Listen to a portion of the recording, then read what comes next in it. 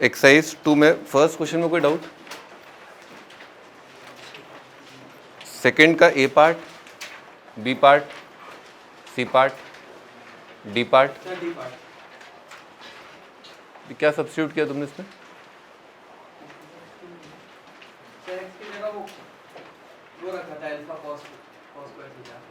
Plus beta sine square theta. सही हो गया? फिर नहीं हुआ?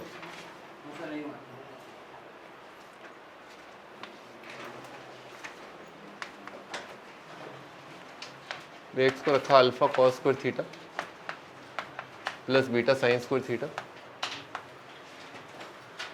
तो dx आ जाएगा beta minus alpha into 2 sine theta cos theta. यहाँ तक ठीक है? न्यूमरेटर पार्ट में x लिखा है ना, तो वो बनेगा आपका alpha cos square plus beta sine square divided by, है ना। डिनोमिनेटर में देखो x माइनस अल्फा देखो कितना आएगा, beta sine square minus alpha sine square, है ना। तो कितना आएगा अंडर रूट में beta minus alpha sine square.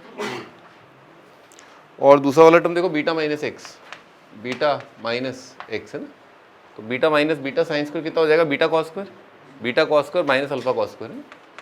तो beta minus alpha into cos square. और dx आएगा beta minus alpha into 2 sine cos D theta. यहाँ तक क्लियर है? ठीक। So cos square sine cos beta minus alpha सब cut जाएगा। लिमिट चेंज नहीं करी मैंने ना, लिमिट देखना कितनी आ रही है, 0 से 90 आ रही है ना। हमें कॉस स्क्वायर का इंटीग्रेशन बताया था ना याद करने को, कॉस स्क्वायर का इंटीग्रेशन बोला था ना, याद कर लो। 0 से 90 कितना होता है, π/4। इसका भी कितना आएगा, π/4। तो π/4 into alpha, π/4 into beta into 2, ये 2 है ना। हाँ, तो कितना आएगा, 90 आ जाएगा। π/4 इंटू 2 90, ये लिखा हुआ है 90 इंटू। ठीक है। अभी थर्ड क्वेश्चन का A part, B part, fourth question का A part, B part, fifth question दिया था क्या? सिक्स्थ क्वेश्चन में कोई डाउट? सेवेंथ क्वेश्चन दिया था, सेवेंथ में कोई डाउट? और कुछ दिया था, 8 दिया था, नाइन्थ में कोई doubt? A1 A2 A3 are 3 values of f which satisfies the equation. भाई इसमें आप जैसे क्यूब जो दे रखा है उसको ध्यान से देखो, 0 से 90 क्या बनेगा, साइन का क्यूब, ठीक है, प्लस 0 से 90 क्या बनेगा, ए क्यूब कॉस क्यूब प्लस 0 से 90 कितना आएगा, 3a² b 3ab स्क्वायर, तो आएगा 3 साइन इंटू ए कॉस का स्क्वायर प्लस आएगा 0 से 90 3 into sine square multiplied by A cos. ये 4 अलग अलग इंटीग्रेशन बनेंगे, -4a अपॉन पाई माइनस 2। तो बाई पार्ट लगा दिया एक्स कॉस एक्स में, है ना। एक्स को क्या करेंगे, डिफरेंशिएट, और कॉस को integrate. So x multiplied by cos का इंटीग्रेशन क्या आ जाएगा, sine x minus integration of sine x D x. ठीक है, ये बनेगा। और ऑफकोर्स इसमें लिमिट लगाना है 0 से 90, है ना।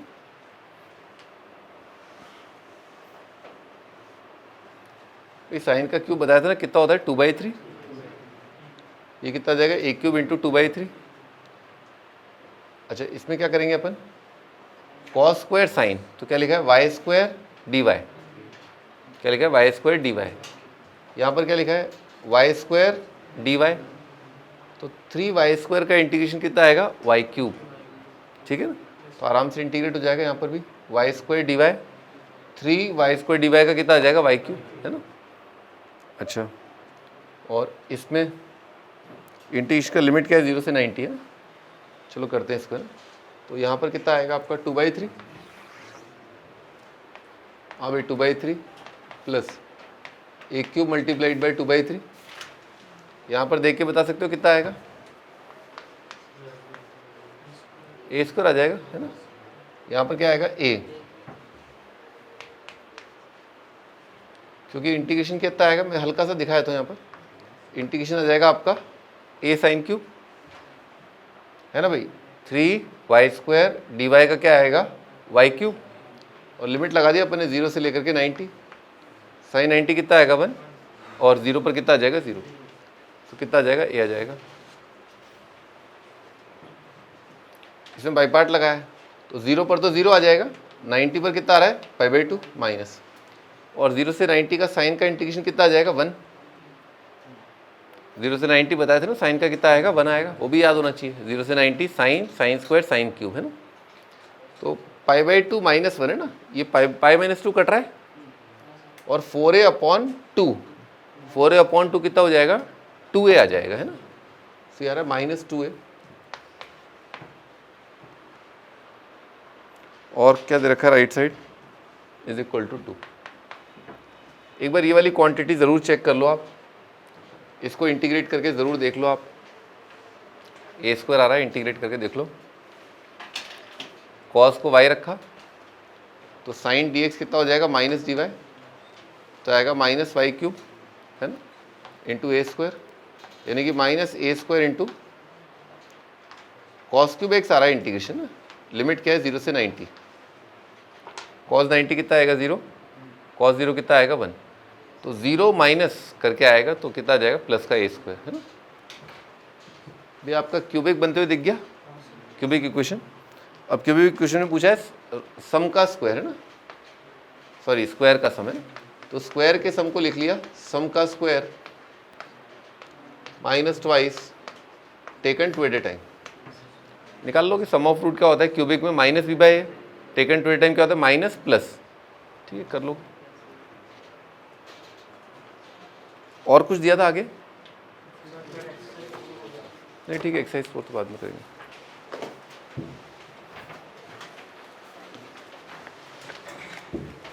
प्रॉपर्टीज,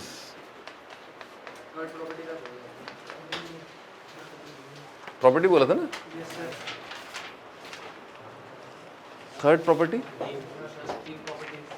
वो तो अलग प्रॉपर्टीज है ना, ये अब नई प्रॉपर्टीज आई हैं, है ना।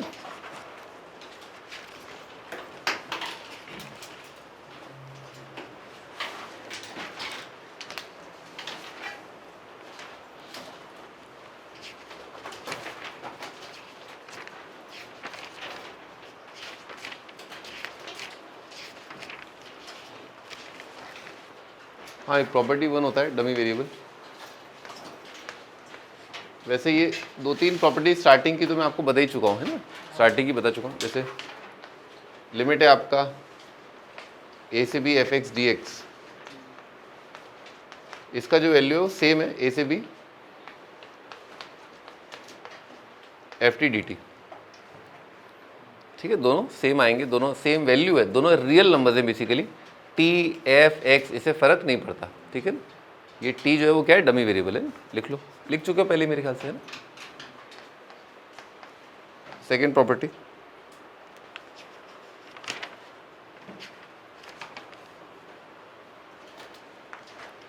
ये भी मैं आपको फील तो कर ही चुका हूँ कि f(x) dx का इंटीग्रेशन a से लेकर के b, ये आएगा नेगेटिव ऑफ b से f(x) dx, ठीक है। a से b का क्या हो जाएगा इंटीग्रेशन नेगेटिव ऑफ b से, क्यों, capital F B minus capital F A, capital F A minus capital F B, ये एक दूसरे के नेगेटिव है ना, सिंपल है। तो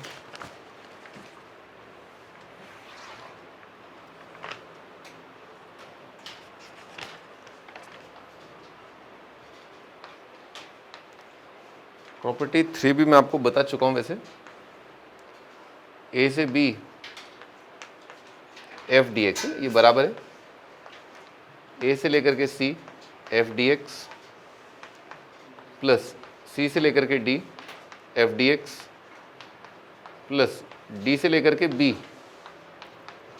f dx, है ना, ऐसा है, ठीक है, ऐसा है। तो आप ध्यान से देखिए ऐसा क्यों हो रहा है, क्योंकि क्या है capital F C minus capital F A, capital F D minus capital F C, capital F B minus capital F D, तो एफ सी कट रहे हैं, एफ डी कट रहे हैं ना, ये कैंसिल आउट अफेक्ट हो रहा है ना, जैसे ऑल्टरनेट कैंसिलेशन होता है ना, बिल्कुल वैसे ही ये कैंसिल आउट, तो नीचे ए और ऊपर बी है ना, तो क्या आएगा capital F B minus capital F A, वही लिखा हुआ है यहाँ पर। ओके, तो आप ब्रेक कर सकते हैं। वाई डू वी ब्रेक, है ना, हम ब्रेक क्यों करते हैं, बिकॉज फंक्शन का डेफिनेशन चेंज हो रहा होता है ना। जैसे ग्रेटेस्ट इंटीजर है, अगर 1 से 5 दे रखा है तो मैं ये चाहूँगा कि ग्रेटेस्ट इंटीजर जो है 1 से 2 डिफाइन करूँ, 2 से 3 एंड सो ऑन।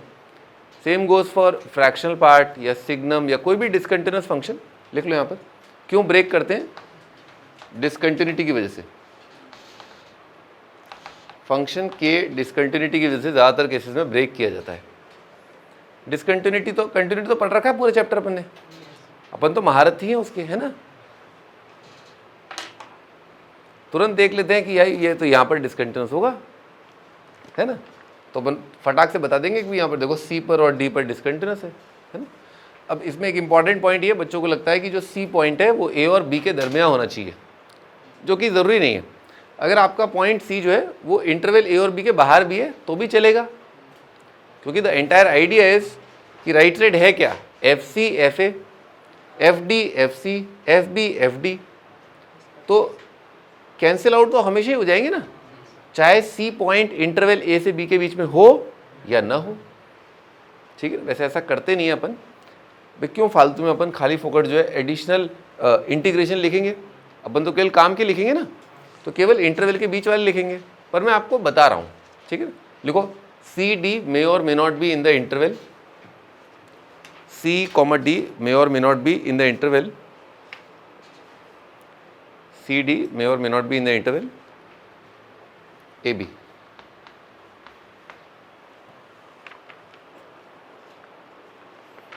और इन पर कुछ क्वेश्चन कर लेते हैं।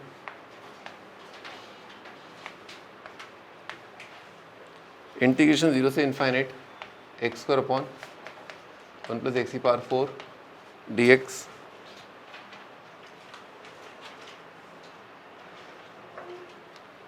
इंटीग्रेशन 0 से इनफाइनाइट 1 अपॉन 1 प्लस एक्स की पावर 4 डी एक्स, इंटीग्रेशन 0 से infinite x upon 1 plus x की पावर 4 डी एक्स है ना। ये तीन इंटीग्रेशन रखे हैं, तीनों का वैल्यू बताना क्या होगा।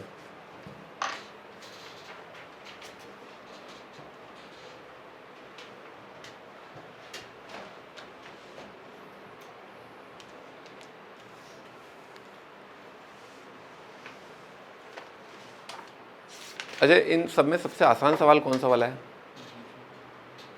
फर्स्ट सेकंड थर्ड है, सेकंड वाला आसान है। कैसे होगा ये, तरीका क्या होगा इसका,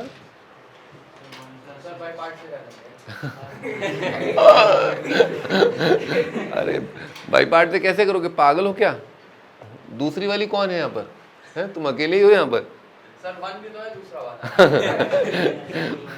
अरे ठंडक पड़ गई, ठंडक कलेजे को आज। वो वन नहीं दिख रहा आपको, है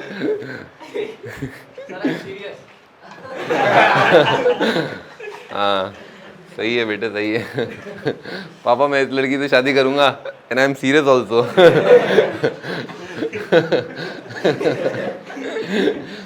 अरे भाई मैं ये कह रहा हूँ कि भाई आप समझो ना मेरी बात, है ना, मैं आपको बताया था ये वो वन का जो फ़ायदा है, वन का जो नाजायज़ फ़ायदा है वो हम तब उठाते हैं जब ln x हो, है ना, या जो है साइन इनवर्स हो।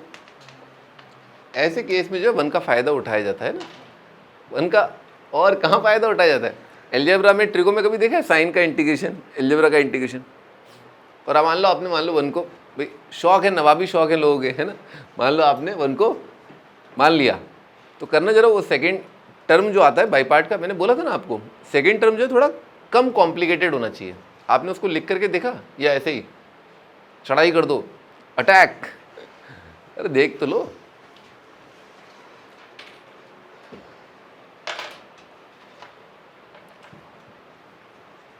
भाई वन को एक फंक्शन तब माना जाता है जब आपके ln x या साइन इनवर्स जैसे टर्म दे रखे हो आपको, न केवल ये, जबकि मतलब लॉग ऑफ कुछ और भी हो सकता है, लॉग ऑफ समथिंग, या sine inverse of root X हो सकता है, ठीक है ना, साइन इनवर्स एक्स स्क्वायर हो सकता है, तब करते हैं अपन, है ना।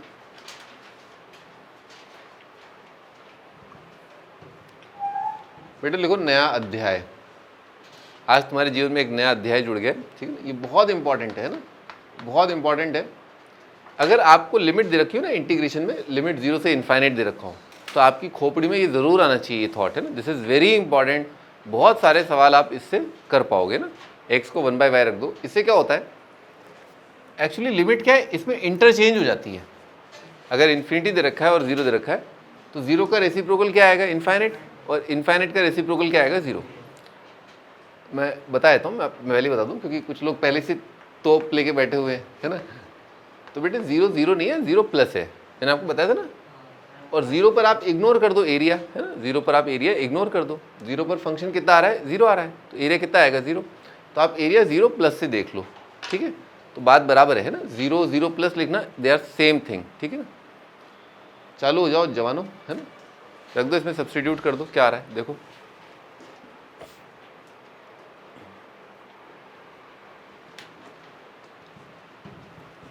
सो dx आएगा -1/y² dy, लिमिट कितना आएगा, इन्फिनिटी से 0। x कितना आएगा, 1/y², 1 + 1/y⁴ -1/y² dy, है ना। सो माइनस से लिमिट इंटरचेंज कर दिया, माइनस से लिमिट इंटरचेंज कर दिया, और ऊपर नीचे y⁴ से मल्टीप्लाई कर दिया, ऊपर नीचे y⁴ से मल्टीप्लाई कर दिया। बच्चा जो मैंने देखा, बच्चा बड़े अरमान लेकर के कोटा आता है ना, बड़े अरमान लेकर के 11th में एडमिशन के लिए। और जब मैं बोलता हूँ ना y⁴ से मल्टीप्लाई कर दिया, ये आ जाएगा, है ना, है। अरे दिख तो गया ना ये, हाँ, मैं बता रहा हूँ 11th क्लास के बच्चे की बात कर रहा हूँ, तुम्हारी बात नहीं कर, तुम तो काफ़ी आगे आ गए हो, लेकिन पहले से भी आप थोड़ा सा कैलकुलेटिव होने चाहिए, है ना, दिमाग में कैलकुलेशन करना आना चाहिए। अच्छा, ये और ये क्या है, सेम। अच्छा, इंटीग्रेशन में सब्स्टिट्यूट करने से उसका वैल्यू थोड़ा ना बदल जाएगा। अगर मैंने मान लो इसमें कोई सब्स्टिट्यूट किया, तो जो नया इंटीग्रेशन आएगा that would be of the same value as the original integration. इसका वैल्यू और इसका वैल्यू क्या होगा, सेम। तो मान लेते हैं जैसे ये, इसका नाम है I1, इसका नाम है I2, इसका नाम है I3। सो ये I1 था, और मैंने बताया ना डमी वेरिएबल, तो y हो, x हो, z हो, t हो, p हो, सबकी शक्ल सेम है ना। तो ये दोनों क्या हो गए, I1 I2 क्या आ गए, सेम आ गए। I1 I2 क्या है, सेम है। अच्छा, अब मैं फिर पूछना चाहूँगा, मैं पहले सबसे पहले पूछ रहा था कि सबसे आसान इनमें से कौन सा वाला है करना। उस बात का जवाब तो कहीं खो के रह गया 1 के चक्कर में।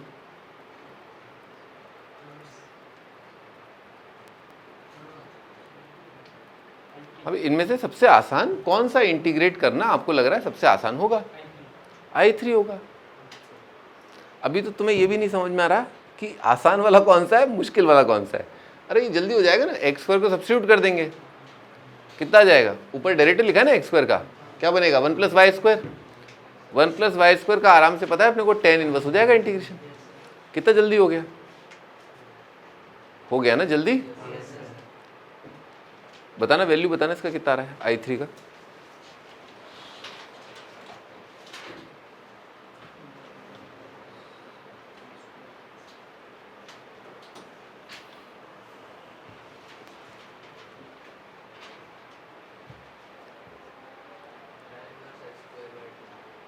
वो लिमिट लगा दो ना उसमें, 0 से इन्फाइनाइट लगा दो।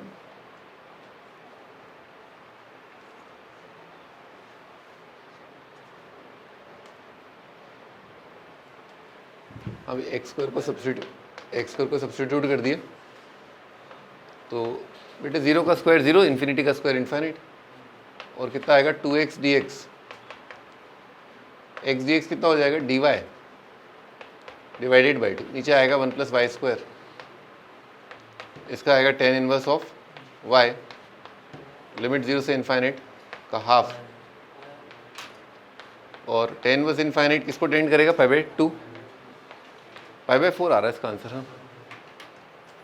हाँ भाई, अब ये बताओ मेरे को, है ना, मान क्या लो हो ही गया है, तो I1 और I3 जो है, I1 और I2 जो है, ये दोनों जो है इनका वैल्यू सेम आ गया है।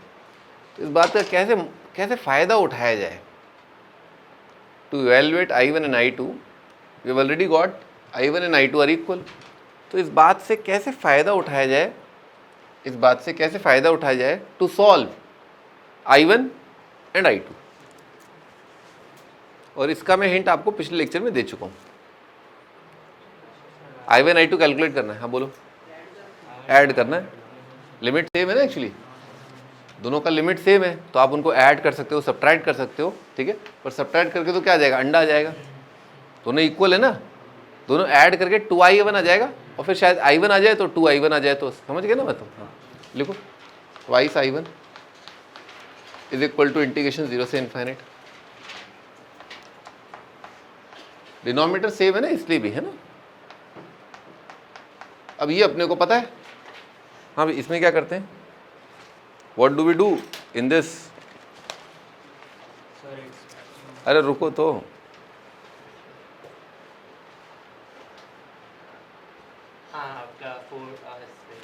हाँ अब तो क्या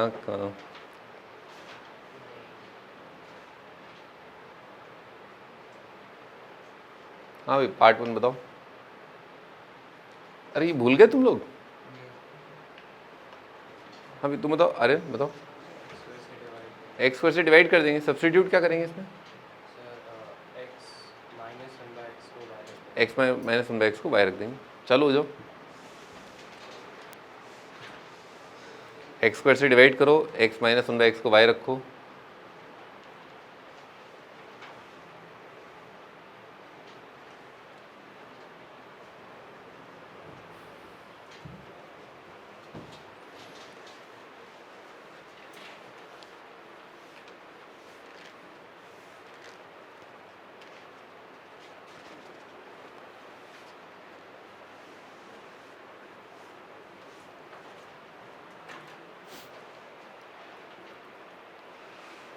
सो क्या किया, एक्स स्क्वायर से डिवाइड किया ना, तो twice i1 is equal to integration 0 से इनफाइनाइट 1 + 1/x स्क्वायर,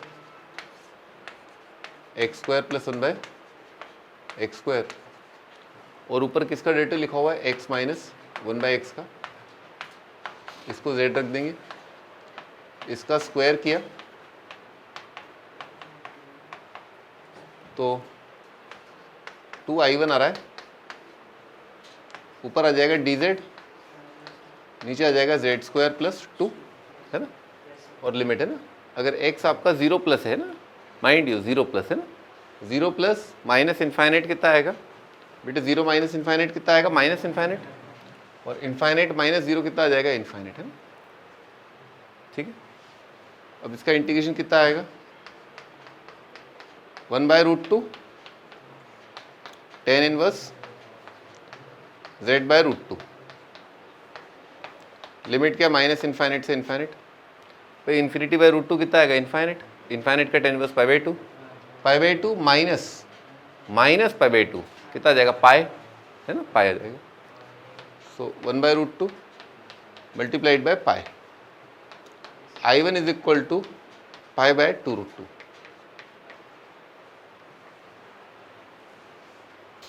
i1 का वैल्यू है, i1 i2 का वैल्यू ये,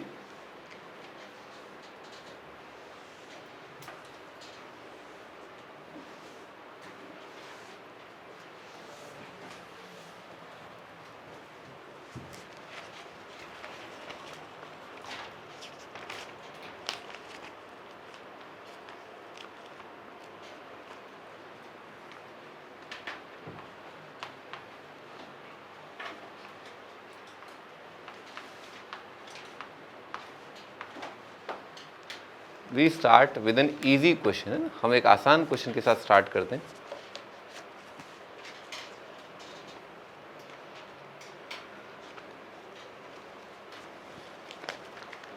ऐसे बहुत सवाल है ना, कम से कम 400 सवाल ऐसे होंगे इंडिया में, जो भी आईआईटी की किताबें हैं उनमें कम से कम 400 अलग अलग सवाल ऐसे होंगे जिनमें ग्रेटेस्ट इंटीजर दे रखा होगा और लिमिट दे रखा होगा, ठीक है।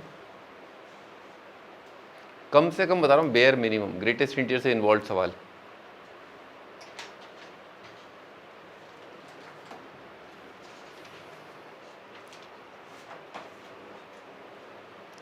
भाई हमें करना क्या होगा, इसको खोलना होगा, we need to open the bracket of greatest integer, ठीक है। तो ब्रैकेट को खोलने के लिए आपको अंदर जो चीज़ है उसको समझना होगा, है ना, कि अंदर की जो चीज़ है वो कहाँ से कहाँ भाग रही है ना। फॉर एग्जांपल जैसे एक्स स्क्वायर है, सो आप देखिए ये एक्स का वैल्यू कितना है बेटा आपका 0 से 2 है ना, तो एक्स स्क्वायर का रेंज क्या होगा, अगर एक्स 0 से 2 है तो एक्स स्क्वायर क्या है 0 से 4। तो ग्रेटेस्ट इंटीजर को क्या समझ में आता है, इंटीजर, ठीक है ना, इंटीजर। तो एक्स स्क्वायर कौन कौन से इंटीजर हो रहा है, एक्स स्क्वायर की रेंज में कौन कौन से इंटीजर है, 0 1 4 0 1 तो कोई चमत्कार तो नहीं लग रहा है ना, 0 1 2 3 4 ये इंटीजर्स जो हैं एक्स स्क्वायर की रेंज में हैं, है भाई, है कि नहीं है। हाँ, तो अब इन्हीं के आधार पर है ना, इन्हीं के आधार पर हमने x का वैल्यू निकाला। अगर एक्स स्क्वायर ये आप x निकाल सकते हैं, मतलब निकल ही गए वो तो आंखों आंखों में 0 1 √2 √3 और 2 मैं लिख देता हूँ ना, आजकल तो मैं ही घबराने लग गया हूँ जरूरत नहीं है सर। अरे नहीं नहीं नहीं मतलब रीजन बताने की जरूरत नहीं पड़ी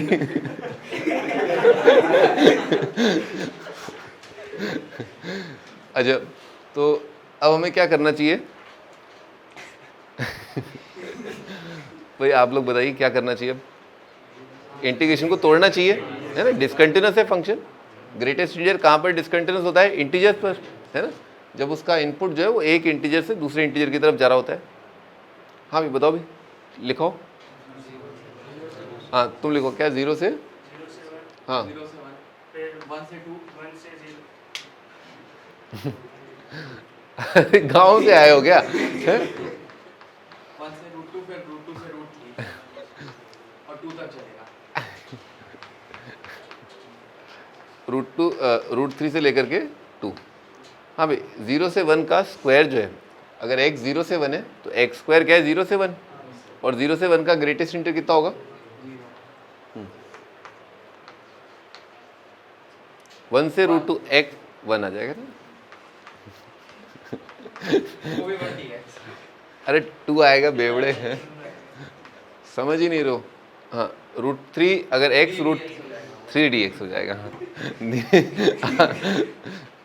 चलो ठीक है, ये 0 का इंटीग्रेशन कितना आ जाएगा 0 1 का क्या आएगा, नहीं सीधे आप लिखो है ना, कांस्टेंट का आंसर आता है constant into difference of limit है ना, कांस्टेंट का answer constant into difference of limit, ये आएगा 2 इंटू √3 माइनस √2 प्लस 3 इंटू है ना 2 माइनस √3, ठीक है लिख लो।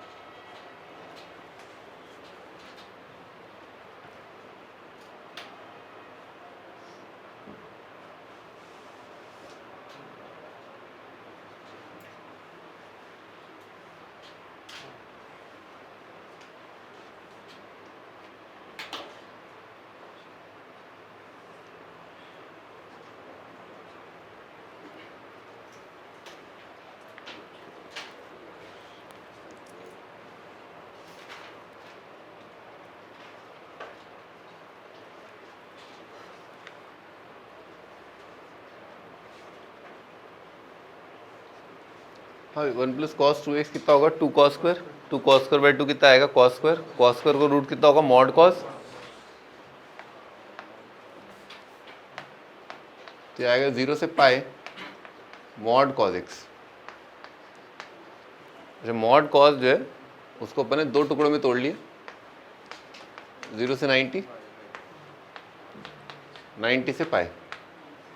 रीज़न आपको समझ में आ ही रहा होगा, कॉस थीटा फर्स्ट क्वाड्रेंट में पॉजिटिव तो मॉड प्लस के साथ खुल जाएगा, plus cos theta second quadrant में नेगेटिव माइनस कॉस, ये तो वैल्यू याद है अपने को बनाएगी है ना, ये भी अपने को याद है बनाएगी क्योंकि मैंने आपको सिमेट्री से बताया था कि आप थोड़ा सा दिमाग में रखो आप है ना, जैसे कॉस का ग्राफ है इस तरह से, ठीक है, तो ये जो सेक्शंस है ना कॉस के साइन के ये दे आर सिमेट्रिक, है ना, जैसे वो सिमेट्रिक है ना। तो मॉड कॉस का ग्राफ कैसा बना होगा, ऐसा बना होगा यूँ करके। तो ये वाला पार्ट जो आया होगा, ये दोनों पार्ट क्या होंगे, आइडेंटिकल आए होंगे, है ना। तो आइडेंटिकल आए तो आंसर वैसे भी दिख जाना चाहिए आपको, 2 आएगा। केवल ग्राफ से ही आप देख करके बता सकने चाहिए कि आंसर इज 2। ठीक है, ये याद होना चाहिए, 0 से 90 कॉस दिमाग में ग्राफ होना चाहिए अपने ना।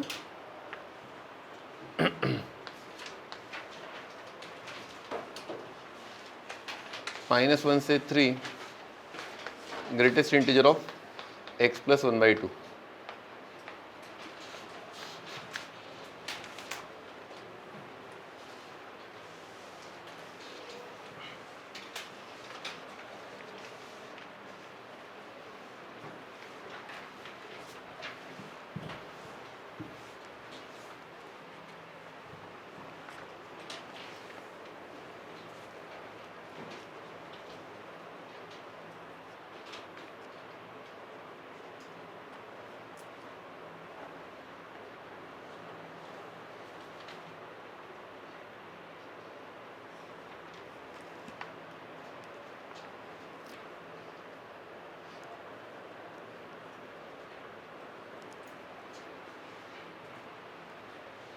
अभी क्या सबसे पहला स्टेप क्या होता है, ग्रेटेस्ट इंटीजर के अंदर की चीज़ का रेंज निकालना है ना, यानी कि x + 1/2 का रेंज निकालना है व्हेन x इज -1 से 3।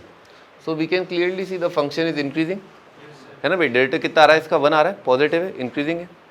तो इंक्रीजिंग फंक्शन में मिनिमम कब आएगा, जब यहाँ है ना, तो मिनिमम वैल्यू कितनी आ जाएगी आपकी, -1/2 है ना, और फिर कितना आएगा 3.5 है ना। सो सही है ना, क्या क्या इंटीजर्स आ रहे हैं इसमें, 0 1 2 3 है ना। तो x + ½ जो है वो कब 0 हो रहा है,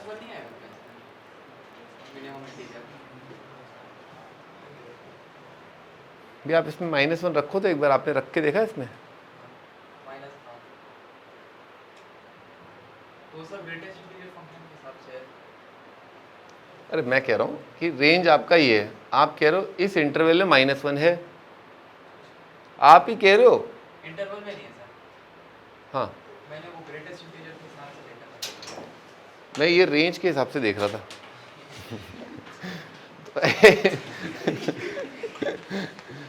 हाँ भाई, तो x + 1/2 अगर 0 है ना, इस इंटरवल में जो जो इंटीजर आ रहे हैं वो मैंने लिख लिए, और x + 1/2 अगर 0 तो x का वैल्यू कितना होगा, क्या आएगा x का वैल्यू, -½ तो कैसे तोड़ना है, -1 से -½ और फिर ऑफकोर्स -½ और x + 1/2 अगर 1 है तो x कितना आ जाएगा, ½ फिर अगला कितना आएगा, ½ से, अब तो दिख रहा है 1 का डिस्टेंस है ना, 3/2 आ जाएगा, और 3/2 से लेकर के 3/2 से लेकर के कितना आएगा, 5/2 और 5/2 से लेकर के कितना आएगा, 3 आएगा, है ना। हाँ भाई, अब -1 से ½ अगर यहाँ पर रखा, ठीक है, तो -½ रख के तो 0 आ रहा है, -1 रख के कितना आ रहा है, -½ तो इस फंक्शन का रेंज आ रहा है -½ से 0। अगर फंक्शन का रेंज -½ से 0 है तो उसका ग्रेटेस्ट इंटीजर का आउटपुट कितना आएगा, -1। अच्छा, ये x की वैल्यू ये रखी है यहाँ पर, तो इस फंक्शन का रेंज कितना हो गया, 0 से 1 है ना। x + ½ का रेंज कितना है, 0 से 1, 0 से 1 का ग्रेटेस्ट इंटीजर कितना आएगा, 0। कांस्टेंट का इंटीग्रेशन कितना आएगा, constant into difference of limit, है ना। क्योंकि ये इसलिए बोल रहा हूँ मैं बार बार, क्योंकि कांस्टेंट ग्रेटेस्ट इंटीजर का आउटपुट क्या आता है, कांस्टेंट आता है ना, इसलिए। तो आंसर आ जाएगा -1 × ½ +1 +2 +3 × ½ ठीक है, ये आपका आंसर।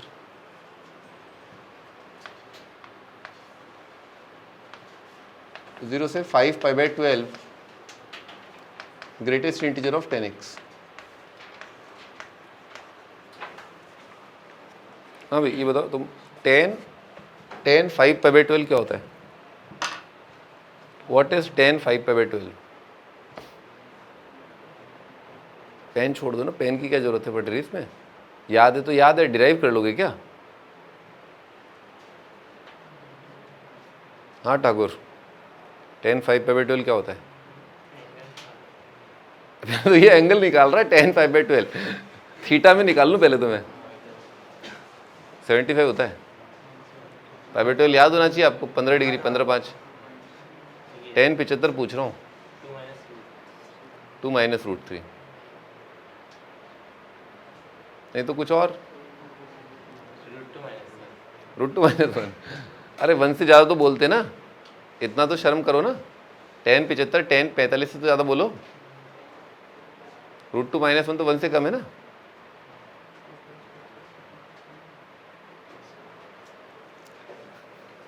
अरे मैं इंटीग्रेशन थोड़ा ना पूछ रहा हूँ आपसे। अगर आपको 1075 नहीं आता है तो यू का how can you do this question? ये क्वेश्चन कैसे होगा? You can't do this question. ये क्वेश्चन तो बिना 1075 के जाने हो ही नहीं सकता ना। हाँ, क्या होगा? हाँ सही है, थोड़ा सिंपल बोल दिया करो, है ना। ऐसे करके याद कर लो अब, है ना। अब तो अच्छे से याद कर लो। देखो 2 प्लस रूट 3 होता है, इंपॉर्टेंट मार्क कर लो इसको, है ना। 1075 होता है 2 प्लस रूट 3। और हाँ, तुम्हारा वाला 10 पाई बाई 8 होता है रूट 2 माइनस 1, 10 3 पाई बाई 8 होता है रूट 2 प्लस 1, 10 15 डिग्री होता है 2 माइनस रूट 3। ठीक है, लिख लो भाई, लिख लो, काम आएंगे। हाँ भाई, रेंज क्या आ रहा है विश्वजीत? रेंज बताओ फंक्शन का। 10x का रेंज क्या है? अगर x 0 से 5 पाई बाई 12 है तो 10x का रेंज क्या है? 10x का रेंज क्या है? 0 से 2 प्लस रूट 3, ये रेंज आ गया। 0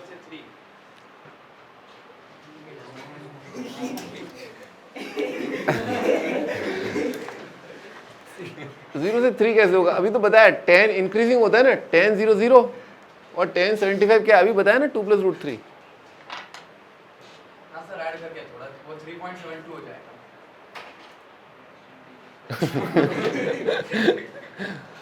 3.72 2 प्लस और वो 3.72 3 से कितना दूर है? 0.72। मतलब काफी दूर है, मेरा मतलब ये था। चलो ठीक है, इस इंटरवल में कौन कौन से इंटीजर आ रहे हैं? 0 1 2 3। ठीक है, ये रहेंगे। अच्छा, तो हमें करना क्या होगा? हमें we need to find out x when 10x is all these values, है ना। तो हमने इसको ब्रेक कर लिया। हाँ भाई, चलो तुम बोलो। हम्म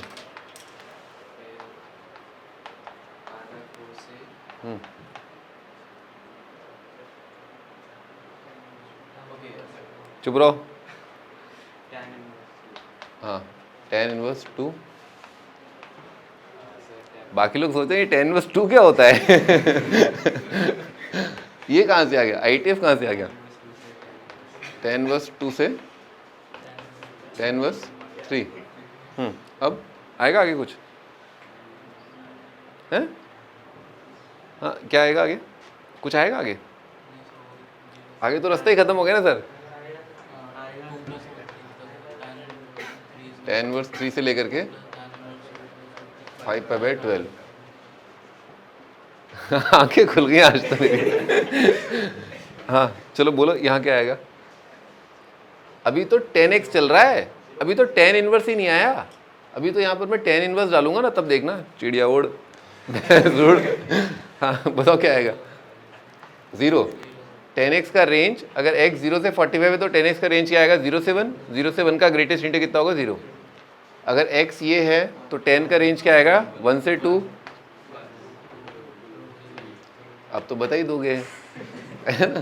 यहाँ पर कितना आएगा? tan inverse 2 minus pi by 4 plus 2 multiplied by tan inverse 3 minus tan inverse 2 plus 3 multiplied by 5 pi by 12 minus tan inverse 3।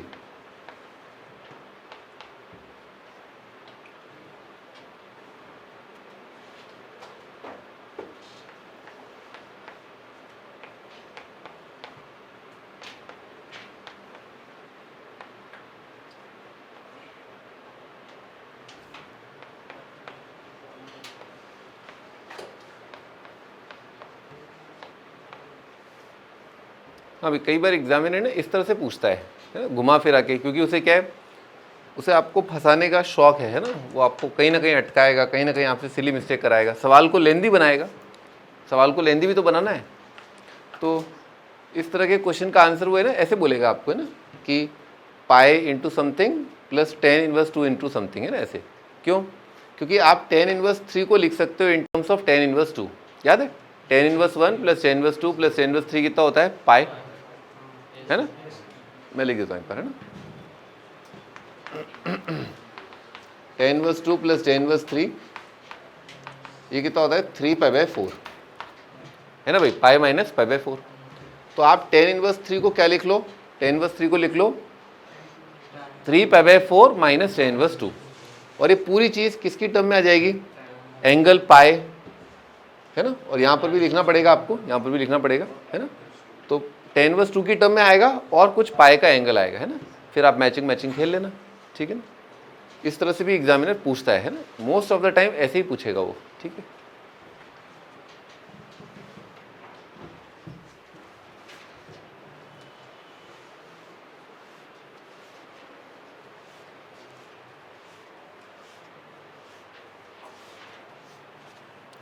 अगर आप ध्यान से देखें तो अब तक जो हमने क्वेश्चन किए हैं they are based on very simple range, बहुत सिंपल रेंज ऑफ फंक्शन पर बेस्ड है ना। ग्रेटेस्ट इंटीरियर का रेंज निकाल रहे हैं, ठीक है।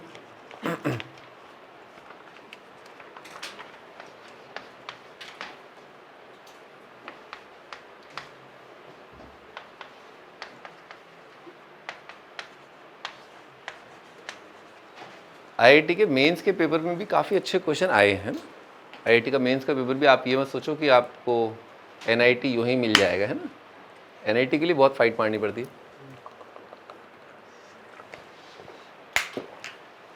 ये AIEEE में आया था,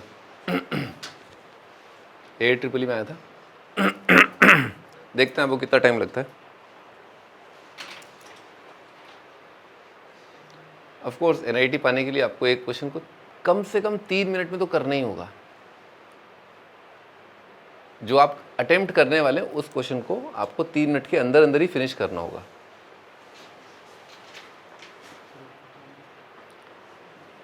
0 से 10 पाई ग्रेटेस्ट इंटीरियर ऑफ 10 इनवर्स 6।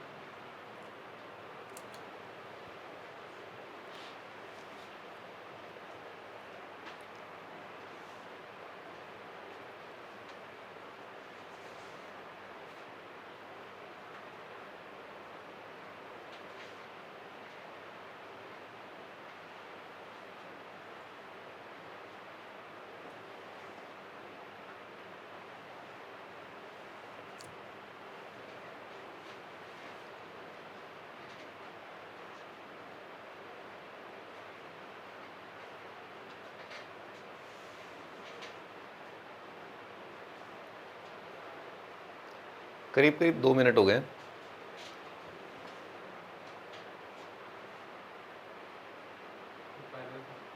पाई/4 देखते हैं।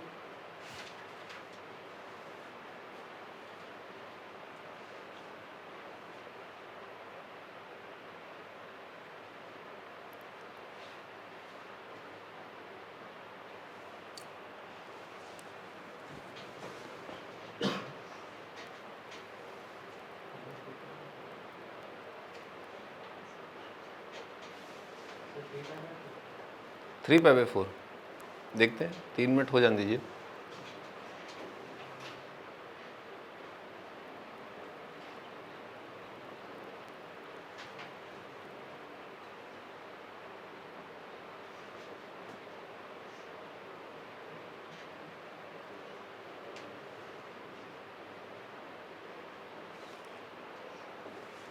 हो ही गए 3 मिनट, है ना। तो पहली चीज़ आपके दिमाग में आनी चाहिए कि tan इनवर्स का पूरा रेंज होता क्या है। tan इनवर्स एक्स का कंप्लीट रेंज क्या होता है, -90 से 90, तो बहुत बड़ा रेंज है नहीं इसका, है ना।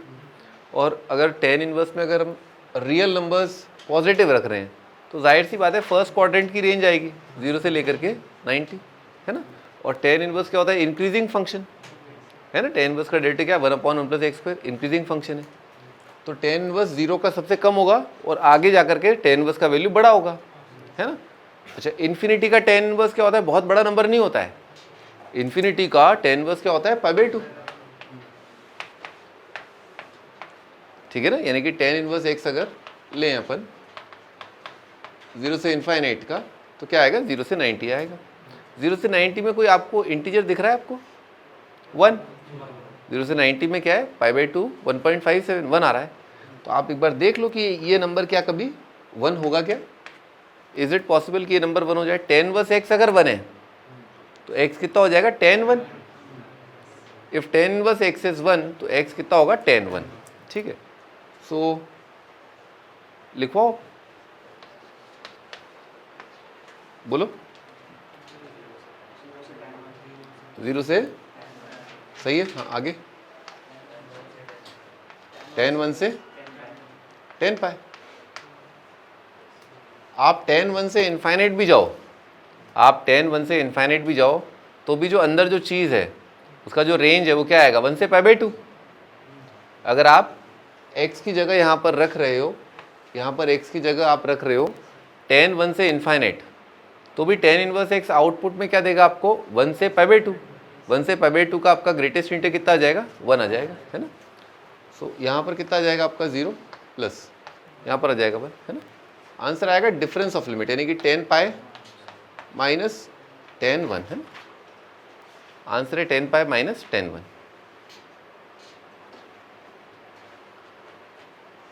खैर आपके लिए थोड़ा मुश्किल इसलिए हो गया क्योंकि आपके सामने ऑप्शन नहीं थे, ठीक है। ऑप्शन होते हैं तो उससे काफ़ी दिमाग में चीज़ें जो है आने लगती हैं, सेट हो जाती हैं चीज़ें, ना। ऑप्शन से बहुत फ़र्क पड़ता है, ऑप्शन देखने से बहुत सवाल ही बदल जाता है। -π/2 से 2π, greatest integer of cot inverse x।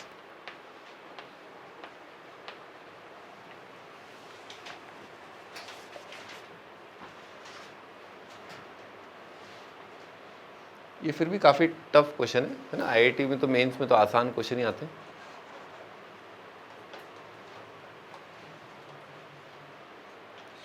cot inverse का आपको कंप्लीट रेंज सोचना होगा, है ना।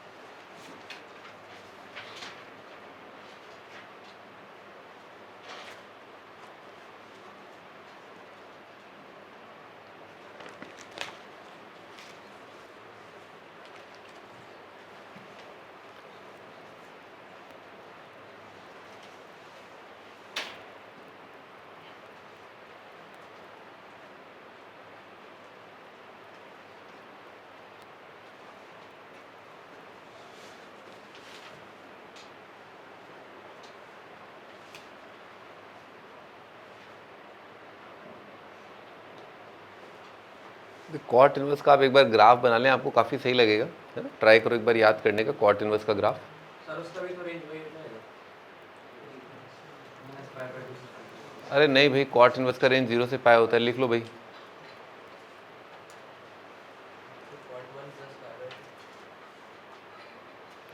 ब्रेकअप बता दो, ब्रेकअप कैसे किया। -π/2 से लेकर के cot 1, नहीं बोलो तो, हाँ, फिर cot 1 से 2π।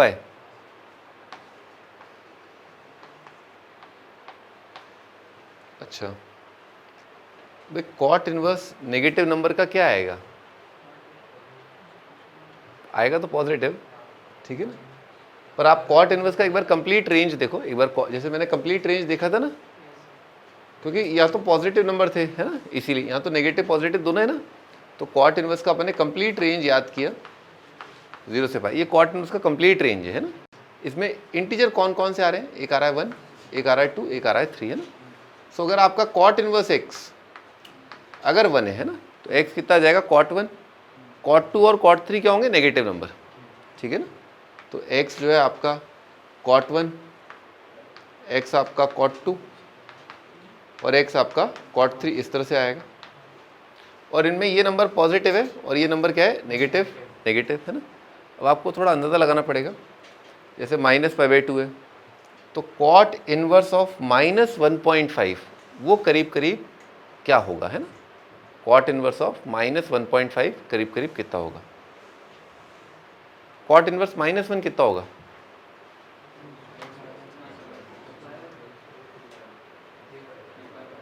थ्री बाई फोर के आसपास कोई इंटीजर दिख रहा है अपने को, 2 दिख रहा है ना, 2 दिख रहा है। तो यहाँ पर क्या आएगा भाई, तुमने तो यहाँ पर नेगेटिव से लेकर के सीधे पॉजिटिव कर दिया, है ना। आप निकालो, इनका वैल्यू निकालो एक बार अप्रॉक्सीमेटली। कॉट 2 का अंदाजे से मैंने आपको 2-4 वैल्यू बताई अभी। एक तो 10 22.5 डिग्री बताया मैंने आपको, 10 15 डिग्री बताया मैंने आपको, है ना। तो आप इनका अंदाजे से वैल्यू निकालो। 2 कितना हो जाएगा 114 डिग्री और 3 कितना हो जाएगा 57 × 3 171। निकालो अंदाजे से ना।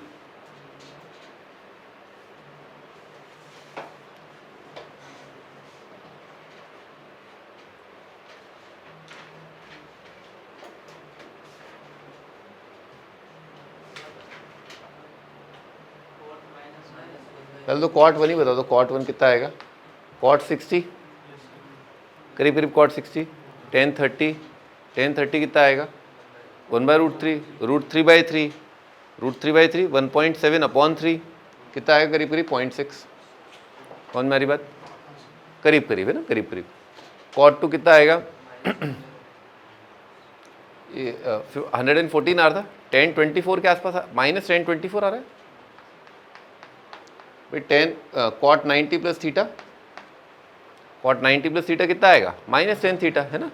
10 22.5 के आसपास, 10 22.5 के आसपास, 10 22.5 कितना होता है √2 -1, √2 -1 कितना होता है 0.4, ये कितना आएगा -0.4 करीब करीब, करीब करीब। कॉट 3 कितना आएगा बताया 171, उसका सप्लीमेंट्री कितना आ जाएगा 9 आएगा, 9 है ना। तो कितना आ जाएगा -cot 9, ये कितना आएगा -1081, 1081 और 1075 भी बताया कितना होता है 2 + √3, वो करीब करीब 3 है। तो ये नंबर कम से कम 3 से तो ज़्यादा ही होगा, है ना। और ये नेगेटिव अच्छा खासा, तो -4 के आसपास लिख लो आप, तो है ना अंदाजे से -4 के आसपास। समझ में आ रही बात, -4 के आसपास लिख लो, आपका काम चल जाएगा। एग्जामिनर आपको बिल्कुल नहीं डुबोएगा, लेकिन आपको मौका भी नहीं देगा, संभलने का मौका भी नहीं देगा, इतना मुश्किल नहीं देगा कि आप कंपेयर ही ना कर पाओ। वहाँ पर जो अरे ये तो नंबर ही कंपेयर नहीं कर पा रहा, इतना टफ एंगल नहीं देगा, लेकिन ऐसा देगा कि आपको सोचना पड़ जाए कि 1075 होता कितना है, ठीक है ना। हाँ, अब चलो हो जाओ, अब ट्राई करो एक बार।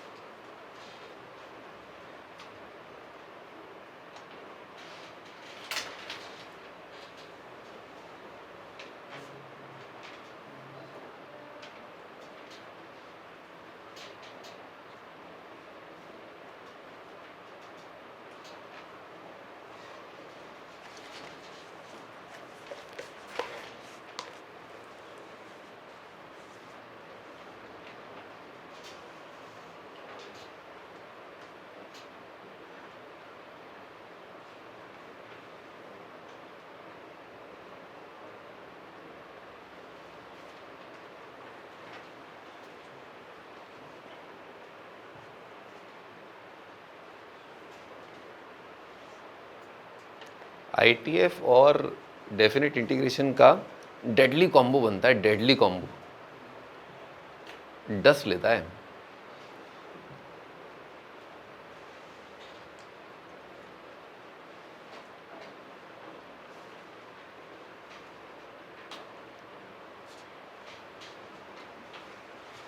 लिख लिया तुमने, आ गया आंसर।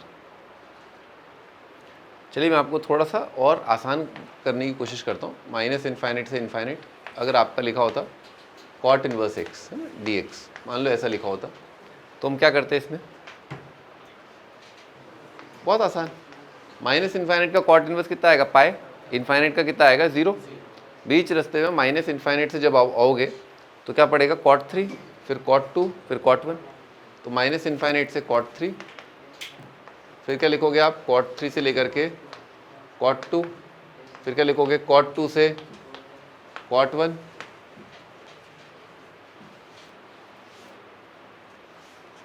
फिर क्या लिखोगे आप? कॉट 1 से लेकर के इन्फाइनाइट, है ना?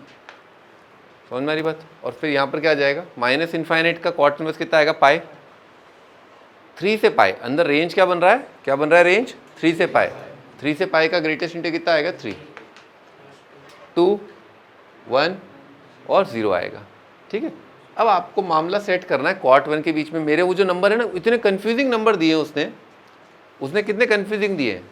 अब आपको थोड़ा सिंपल लग रहा होगा क्योंकि आपकी रेंज बिल्कुल सटीक बैठ गई है, इसीलिए आपको कंपेयर करना पड़ेगा कि वो जो -π/2 2π है वो कहाँ लाई कर रहे हैं। ठीक है, अब आपको बहुत आराम से शायद दिख जाए, लेकिन फाइनली कंपेयर तो यही करना पड़ेगा, है ना? कॉट 1, कॉट 2, कॉट 3 से कंपेयर करना पड़ेगा और नंबर्स को। हाँ भाई, अब आप बताना चाहते हो आंसर? बोलो भाई। ये -4 आ रहा है, तो -4 तो पीछे रह गया। ठीक है ना, -4 तो पीछे रहेगा, तो -π/2 के आगे क्या आएगा? ये वाला आएगा, यानी कि कितना आएगा? कॉट 2। तो -π/2 से लेकर के कॉट 2, क्योंकि आप माइनस इन्फाइनाइट से आ रहे हो ना, आप बहुत आगे तक, है ना? माइनस इन्फाइनाइट से कॉट 2। हाँ भाई, कितना आएगा ग्रेटेस्ट इंटीग्रल के अंदर? आप इसको इसका सबसेट समझो ना आप। कॉट 3 से कॉट 2 का सबसेट है, कॉट 3 से कॉट 2 का सबसेट है -π/2 से कॉट 2। ये इंटरवल, ये छोटा इंटरवल है, और ये कॉट 3 से कॉट 2 क्या बड़ा इंटरवल है। तो यहाँ पर कितना आ रहा है? 2 आ रहा था, यहाँ पर भी कितना आ जाएगा? 2 आ जाएगा। क्लियर है क्या? ठीक है, हाँ वीडियो आगे बोलो। कॉट 2 से कॉट 0 कौन था भाई? कॉट इनवर्स, मतलब कॉट इनवर्स लिखना है, नहीं कॉट ही लिखना है, कॉट 1। हाँ कॉट 1 तो कितना आ जाएगा?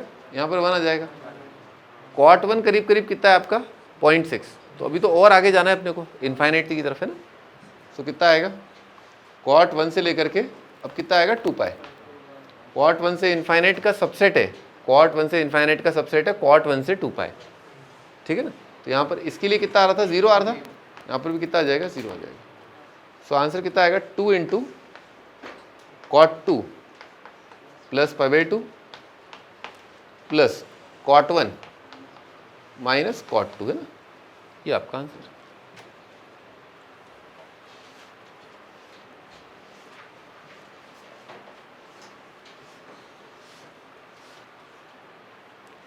मैंने आपको बहुत बार बताया है कि आईआईटी के अंदर लेक्चर कैसे रेडी करते हैं, how do you prepare a lecture. ठीक है ना, लेक्चर तैयार कैसे करते हैं।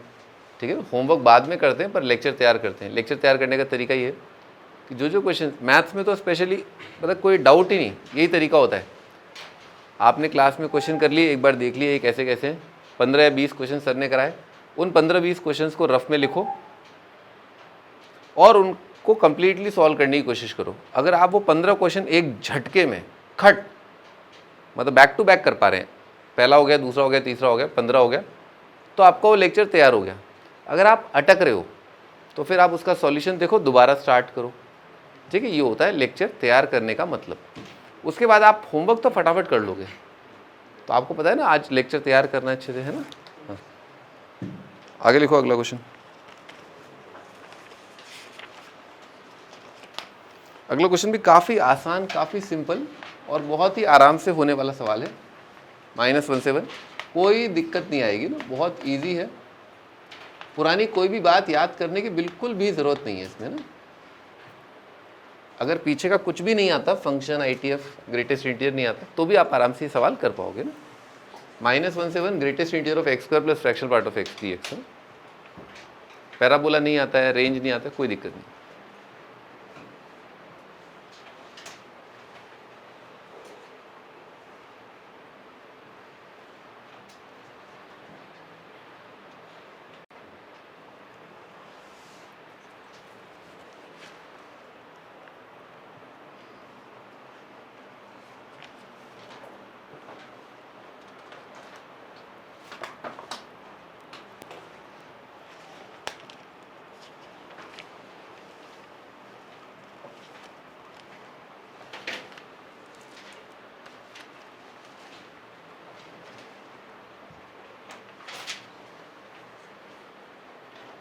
हाँ, पहले तो अपने को फ्रैक्शनल पार्ट का ग्राफ बनाना पड़ेगा, है ना, क्योंकि फ्रैक्शनल पार्ट अपन ओपन करना चाहते हैं सबसे पहले। तो फ्रैक्शनल पार्ट आपको याद आ ही गया होगा, 0 सेकेंड में याद आ जाएगा फ्रैक्शनल पार्ट का ग्राफ और उस पर आने वाली इक्वेशन। अपने को इन्हीं दोनों से मतलब है, -1 से 0 और 0 से 1, है ना, इन्हीं दोनों से मतलब है। तो अब इसको तोड़ लेते हैं ना, ठीक है, ऐसे करके तोड़ लिया ताकि फ्रैक्शनल पार्ट को मैं खोल पाऊँ, है ना।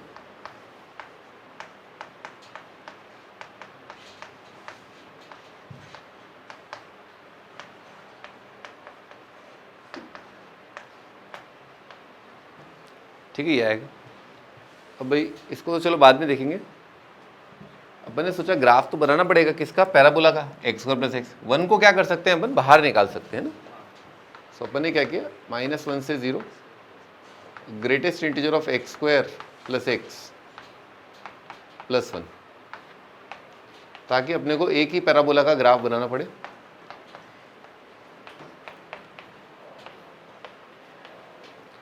निकालो भाई, x² + x का रेंज निकालो जब x का वैल्यू -1 से लेकर के 1। Find the range of x² + x जब x का वैल्यू -1 से 1। x² + x का रेंज बताना है जब x का वैल्यू -1 से 1। पैराबोला ड्रॉ करो, draw the parabola. Sir 0 to 2 हो जाएगा। गलत है, -1/4 से 2 आ जाएगा।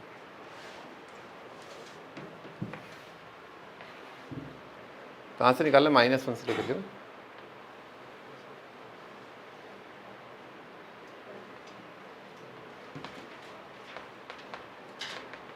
बेटे मिनिमा कहाँ पर आएगा, -½ पर, और -½ पर आ रहा है -1/4। 1 पर फंक्शन का वैल्यू कितना आ रहा है, 1 पर 2 आ रहा है ना। ऑलराइट, सो -1/4 है ना, से लेकर के 2, है ना। बार बार लगातार ये 6ठी 7वीं बार है जब हम ग्रेटेस्ट इंटीजर के अंदर जो फंक्शन दे रखा है उसका रेंज निकाल रहे हैं, ठीक है ना। तो रेंज जो आया वो मैं लिख देता हूँ, -1/4 से लेकर के 2, है ना। इसमें इंटीजर कौन कौन से हैं इस रेंज में, एक बेटे 0 है आपका, है ना, और क्या है, 1 है, ठीक है। तो हमें क्या फाइंड आउट करना होता है कि कब ये फंक्शन जो है 0 और 1 के बराबर है। तो 0 तो अपने को ईजिली दिख रहा है ना, x² + x, एक तो -1 पर है और एक 0 पर है ना। चलो सॉल्व करो, x² + x 1 कब है, find the value when x² + x is 1।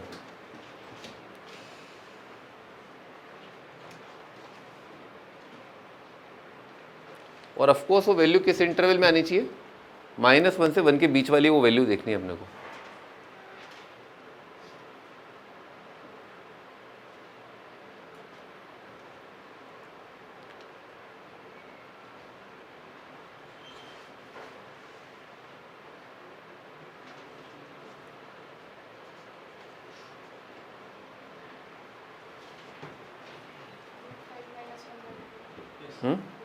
√5 -1/2 आएगा, हाँ √5 -1/2 आएगा, और वो दूसरा वाला है ना -1 -√5/2, ये रिजेक्ट हो जाएगा, है ना।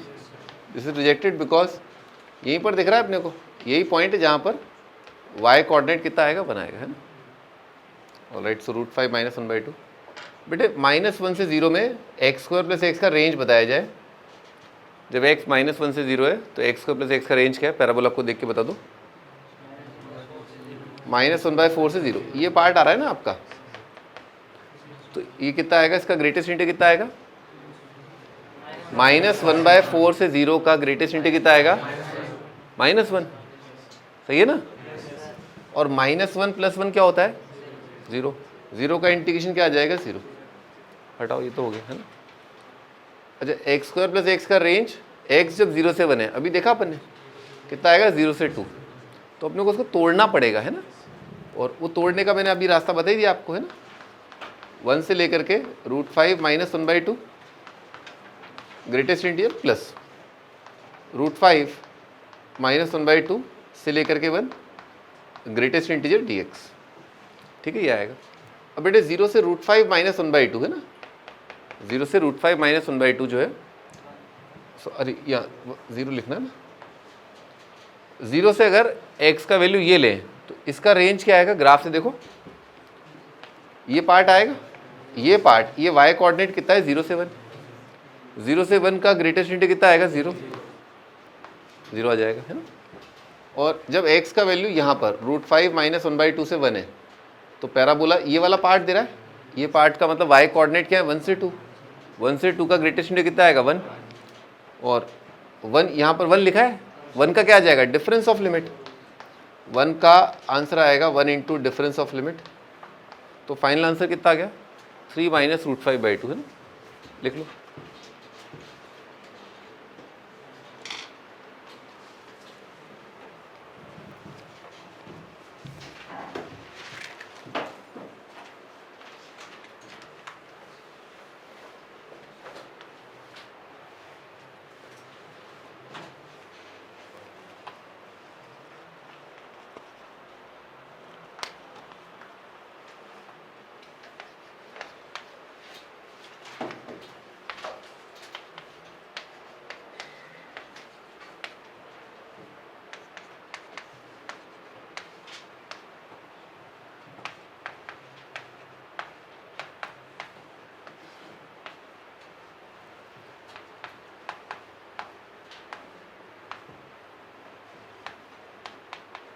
ये प्रूफ करना है अपने को, प्रूव दैट दिस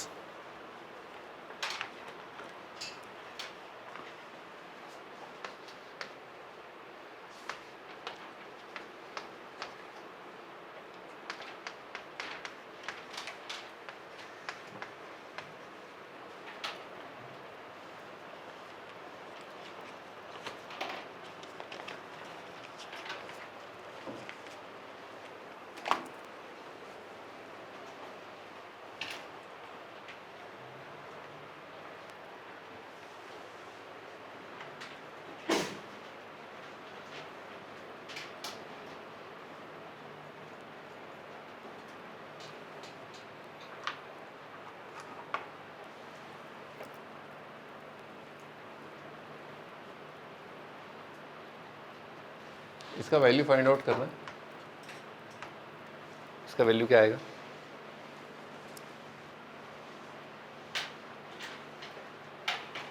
भाई ग्रेटेस्ट इंटीजर t और t का वैल्यू का है 0 से लेकर के x है, t का वैल्यू इज फ्रॉम 0 से x,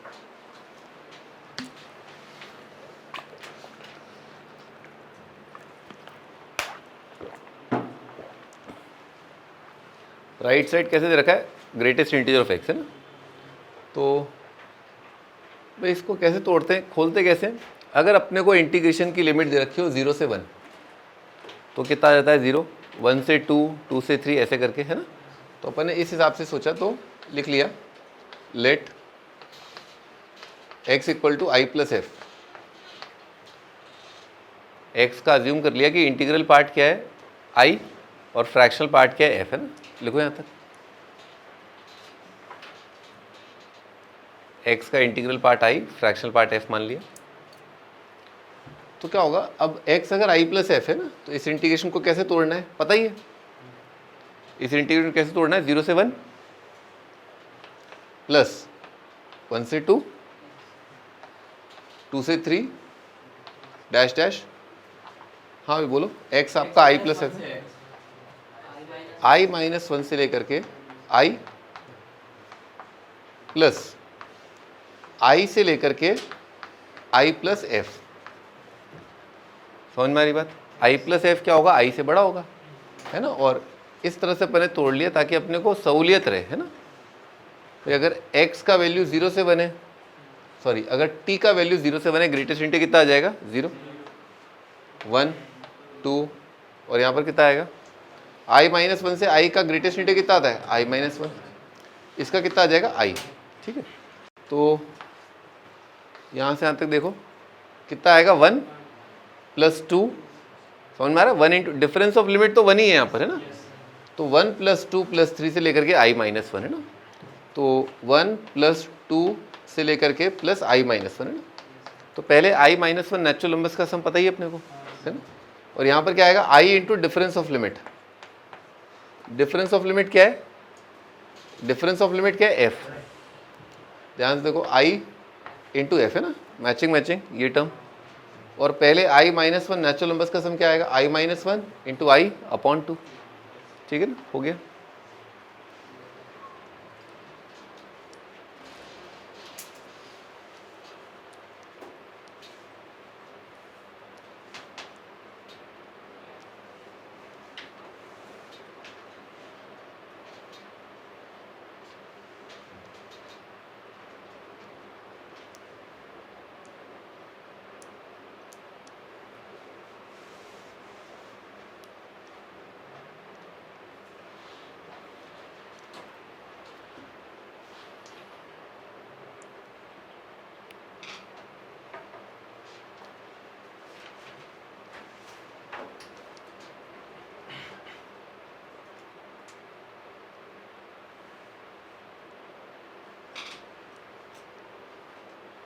इसमें बस ब्रेकअप बता दो मेरे को, इसमें ब्रेकअप कैसे करेंगे। हाफ एंगल, अरे भाई इसको ज़ीरो कर दो ना, मॉड खोलना है आपको, इसको ज़ीरो कर दो, निकालो सॉल्यूशन 0 से 2 पाई में। 1 plus cos 1 plus 2 cos x 0 होगा, तो एक्स की जो वैल्यू आ रही है 0 से 2 पाई में, बताओ क्या क्या आ रही है। कॉस एक्स माइनस हाफ कब कब होता है, cos X is equal to minus half कब कब होता है। अरे एक तो 120 आएगा, एक 4/3 आएगा, बस ये आ रहे है ना।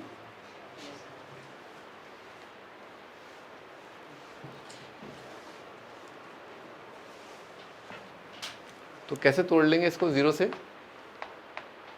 2π/3, 2π/3 से 4π/3 और 4π/3 से लेकर के 2π। हाँ भाई 0 से 2π/3 क्या होगा, प्लस के साथ खुलेगा माइनस के साथ, प्लस के साथ है ना। ऐसे अंदाजे से देख सकते हो कि 0 रख दिया, क्या आ रहा है, पॉजिटिव आ रहा है ना। तो कितना आएगा 2 cos x plus 1 dx plus, यहाँ पर पाए रख दो बीच में नंबर है ना, इन दोनों के बीच में पाए आता है। cos 180 कितना होता है, नेगेटिव आ रहा है, नेगेटिव है तो मॉड कैसे खुलेगा, minus of 1 plus 2 cos x plus, यहाँ पर 2 पाई रख दो, कितना आ जाएगा 1 प्लस 2 cos x है ना, मॉड प्लस के साथ। 2 cos का इंटीग्रेशन कितना आएगा 2 sin x प्लस x है ना, लिमिट क्या है 0 से 2π/3। साइन 120 कितना होता है √3/2, ठीक है ये आएगा। इसमें क्या आ जाएगा, कर लोगे, वैल्यू भी रखी दोगे है ना। साइन 240 कितना होता है -√3/2, साइन 240 कितना होता है -√3/2, कर लोगे।